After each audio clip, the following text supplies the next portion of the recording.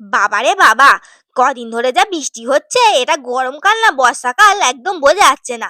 যাই হোক, প্যাচপ্যাচে গরমকাল কিন্তু একদমই আমার ভালো লাগে না। এই ঠান্ডা, ঠান্ডা ওয়েদার বেশ ভাল লাগে বেশ। আর এই সেই নার্সারি থেকে আনা সেই সবেদা গাছটা, এই দেখো কুঁড়ি এসছে। তোমাদের সবেদা হলে দেবো কোনে। আর এটা আমাদের পদ্ম ফুল গাছ। এবারে পদ্ম ফুল গাছে একটাও কুঁড়ি-মুড়ি কিচ্ছু হয়নি। আর আমাদের ছাদে দেখো না কত রকম ফুল গাছ, তারপরে কত রকম নানান ধরনের গাছ আছে দেখো, কত সুন্দর লাগছে আমাদের ছাদটা। আর এই দেখো না এখানে সেই জল জমে না, বৃষ্টির জল জমে এইটা পুরো সেই জলে ডুবে গেছে। আমি এটাকে এখন ফেলে দিচ্ছি। নাহলে গোড়া পচে একদম মরে যাবে গাছটা।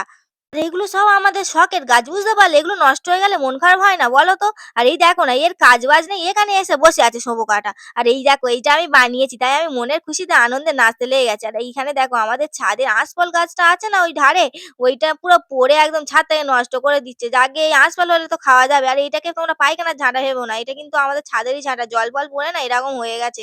২ দিন ধরে জল হচ্ছে আর কি হবে। তা আমাদের ছাদটা আবার কেমন লাগলো তোমরা কিন্তু কমেন্টে জানিও। দেখা হচ্ছে পরের ভিডিও। টাটা।